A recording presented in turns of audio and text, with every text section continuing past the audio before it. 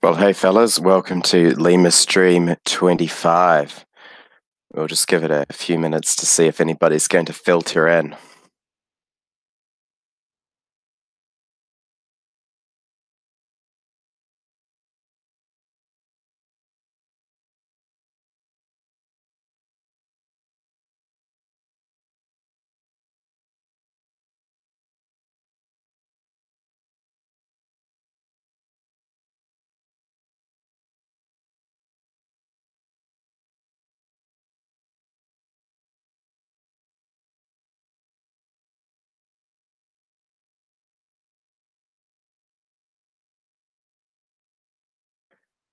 Test 1, 2, 3.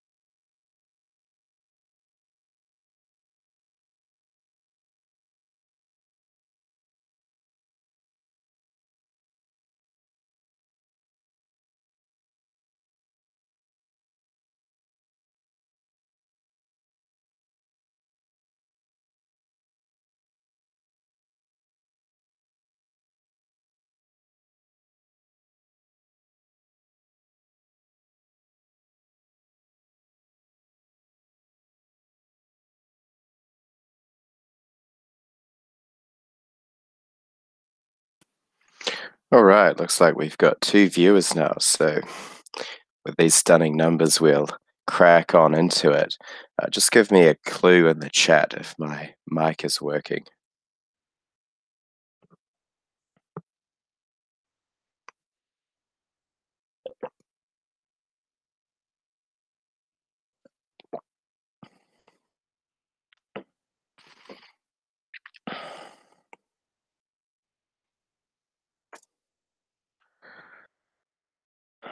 All right, looks like we're good to go. All right, so today's topic is the content jerk-off cycle. What do I mean by that? The content jerk-off cycle is an impotent feedback loop in which dissident rightists create content, get a dopamine hit, then make some more to feed the habit. Decadent bourgeois consumption patterns are replicated. After a certain point, no matter the verity of an idea, if a praxis fails to materialize, ideational indulgence, intellectual titillation, becomes the ascendant dynamic. So it'd probably be also helpful to qualify what we mean by praxis, and that describes the practical application embodiment, realization, or exercise of a theory. It's the reflexive interaction between theory and practice, so they both inform each other. You use theory to model reality, you try that model in reality, and based upon the feedback, you refine your model such that your model is starting to be built by experiential and empirical data. The content jerk-off cycle is quite important because what we're seeing is that this is sufficient to satisfy a lot of dissident right-wing people. And they're consuming this in the same way that the normie consumes at the mall, except the tastes are simply more rarefied and less socially approved. A lot of people, you'll notice, when they'll resolve to do certain things, they'll say, I'm going to get fit, I'm going to lose weight, I'm going to start saving money, I'm going to get that degree, I'm going to do this, I'm going to do that. And what happens when they do that often, you never see it pan out, but they actually get satisfied by talking about what they're going to do. So their grandiose visions come to deny the very substance of what those visions entail. This goes back to an earlier point I made about the necessity of solving immediate problems if you're serious about doing anything. Because although a grand vision is important, it becomes a coping mechanism or another source of consumption unless practical and measurable steps are taken at the proximate to you. So what is the next step should be the question, rather than let's continually recapitulate the grand vision.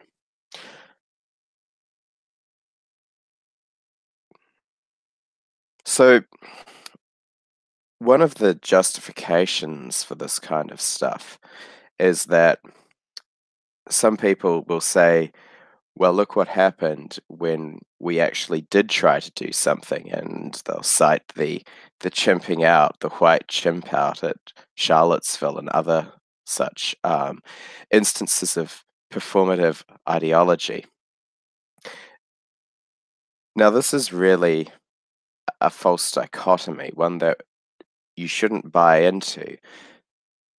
There's the binary choice between irrational and unwise action that's meant to validate certain ideological ideas in a very socially destructive and personally destructive manner, and just sitting around consuming ideas is most certainly a false one. There are other options which can be taken, and they involve neither of these two two sides of the same coin. If you notice the chimping out, well, what does that entail? That means that ideology is being performed, and people get feeling validated, and thus they consume the experience in a particular manner based upon their kind of dysfunction. Whereas the more intellectual version, the consumption of ideas, that titillates perhaps a higher order of experience, but it's still a consumption of experience nonetheless. Now, I'm not saying that ideas aren't important, or that we don't have to have some kind of ideology or orthodoxy or what have you. But what I am saying is that after a certain point, the idea and the world of forms becomes decadence. It's decadent ideation. ideas must find their praxis, and they must find it in a viable and reasonable way. And that steers one away from performative ideology where action is engaged upon based upon uh, suboptimal personal impulses. So one has to be very uh, aware of the precise conduit between the idea and how it will become embodied and realized in the world. I think that a lot of the content jerk off cycle comes from learned helplessness. We've become habituated, we've become pushed back to the margins of society when none of our ideas have any traction in the mainstream, and this creates the effect that it's not even it's not even an ideational possibility for a lot of people on the distant right, including what we might call the right-wing anarch, to imagine a path between the ideas and values he may hold and the possible way they could become embodied in the world. And that in turn leads to a lack of moral seriousness. If you don't have a praxis, then you don't really have moral seriousness. I think it says in the book of James, you've got to be doers of the word and not just hearers only.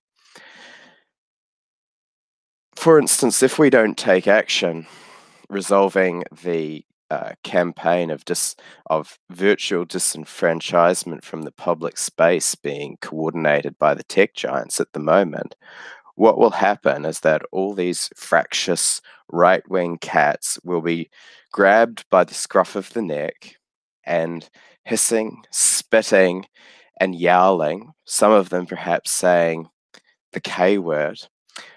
They'll be thrown off the internet, and all their impotent rage won't do anything to help them.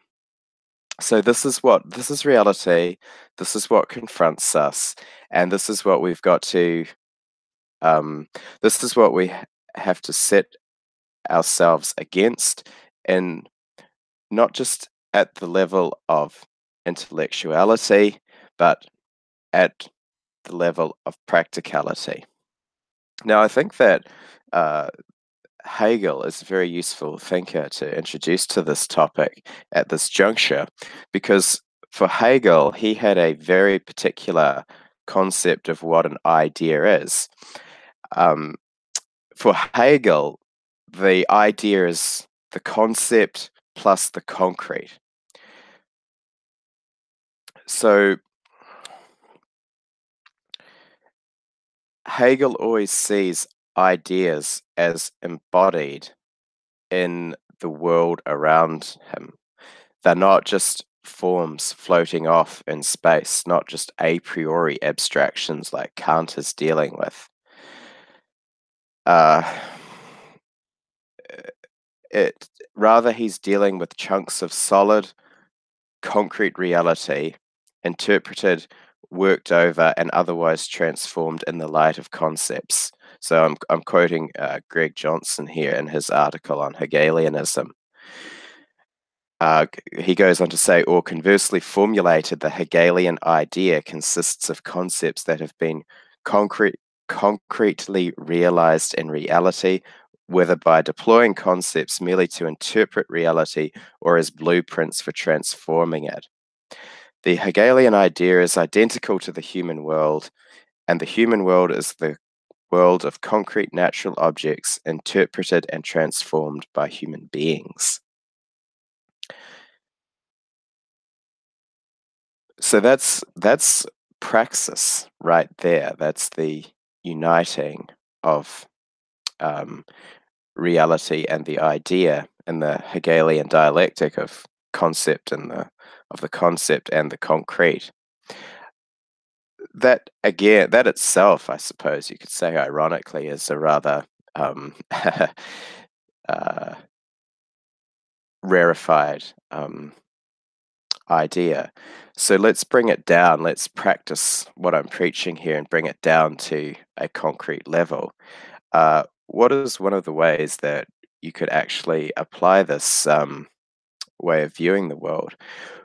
Well, in the American context, right now, we have Trump pushing his MAGA agenda as best he can at the level of policy through the administrative state. He's encountering obstacles because, as we know, power is wielded not just through formal institutions anymore. It has soft properties, pre-political or meta-political configurations that can actually mediate what the formal structures of the system and the actors within them perform and generate their ideas. So let's think of the MAGA agenda in ways that it could actually be embodied in the world. And what we see is that conservatives, because they're largely spectators in politics, they haven't built any MAGA institutions. There's a very interesting article by, I think it's that guy who writes on the right wing, George Hawley, and he talks about how contra the civil rights movement and even gay rights and so on, there are no institutions forming specifically around the MAGA agenda. So he theorizes that, once Trump passes from office, there won't be a lasting impact on American politics because these institutions which can perpetuate the idea, because they're embodied concretely within the political landscape of America, well, they won't be able to carry it on because they won't be there. Ordinary leftists and liberals have developed networks, connections, and experience that leads to the power bending the arc of history in their direction. So there's a perfect opportunity for us to help the conservative Trump space embody the MAGA agenda. And in doing that, we will also embody our agenda in the world. It'll be like, it'll be nested within that broader movement and thus protected by it. So we can actualize ourselves by actualizing them. And because we will start to mediate, if we organize the MAGA base, if we start to mediate their vectors of mobilization, then gradually you'll see tiny adjustments in the way that they see the world in many different places, and these will push them to the right and bring to their consciousness the kind of intuitive and normative view that we have of the world. When I use the word normative here, a norm is in social theory is something which is so deeply assumed that it's almost considered unremarkable. Most norms that you practice in everyday life, you'll never think about, but nonetheless, if somebody violates them, they're immediately noticed, and it's considered absolutely absolutely a breach of the social fabric.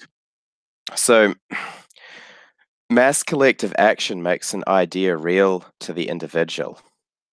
So this is the importance of action. If action's undertaken, it's actually the way that the idea configures itself in such a way that it can interact meaningfully with the world rather than just hovering around as a disembodied concept. Conflict, as Hegel understood, is the moment of truth which realizes ethical will. Men understand for what and whom they fight only through concrete processes. So we've got to become doers of our ideas and the concepts of power and practice that will embody our ideas. And in doing that, we will ensure that Trump's agenda is embodied and that his supporters become doers of his ideas. And in doing that, they will gradually start to absorb ours as well. So essentially, we've got to try and create or monopolize all vectors of mobilization on the right that will realize MAGA consciousness.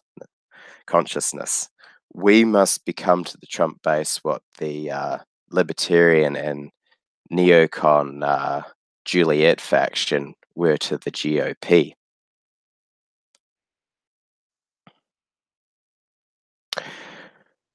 All right, well, that's sort of largely my monologue for the day.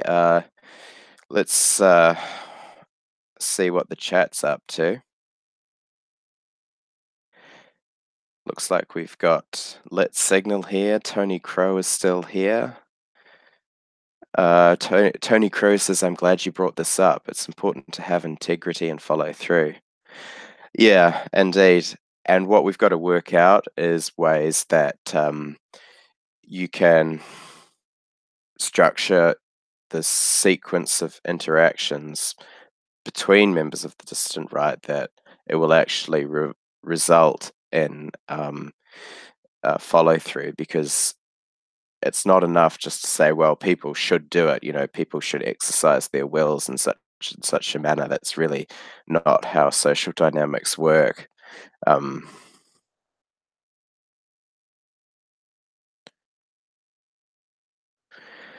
Tony Crow says the child who is trivialized by the parents and community must normalize it to themselves and others. I'm not sure exactly what the context is there, but I'm guessing it's to do with the need to perform ideology.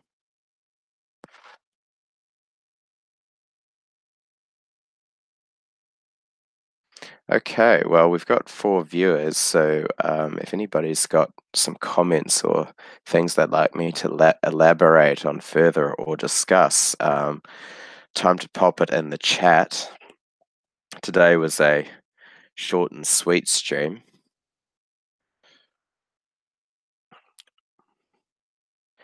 Okay, so the child is trivialized, so they trivialize action. That makes sense. Do you think that that describes a lot of people in these circles then? Is that what you're saying?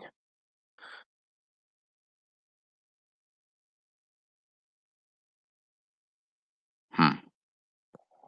Like a petty revenge. Yeah, there's probably multiple different impulses behind dysfunctional behaviors and inept strategies. The one I find most persuasive is that ideology is like crack, like a drug to a lot of people. And a lot of people in these circles don't realize that the map isn't the territory and the territory is not the map. So they might call themselves a nationalist and they have the idea of the nation, but if they don't have the concrete reality, they won't have a real sense of community at the level of lived experience. If they don't have that, they're likely to become quite destabilized personally. And this ideological crack will course through them, and it actually starts to consume the personality. It starts to undermine it. And in the end, they'll start substituting the ideology for the personality. Now, an ideology can't be a personality because personality is organic and it's created through intersubjective interactions, right? We're social beings, so um, the the sense of oneself is created through repetitive interactions within a relatively stable social environment. That's what creates an individual personality. Now, if you take that away and you substitute ideology instead, it'll have all sorts of bizarre effects.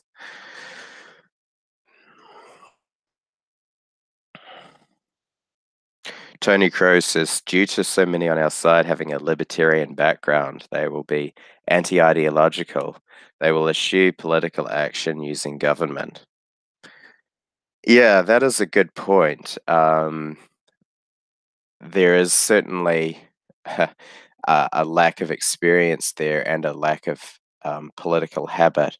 Although one could also make the point that libertarians are driven to their position by their personalities, which can be quite antisocial or autistic in our nomenclature.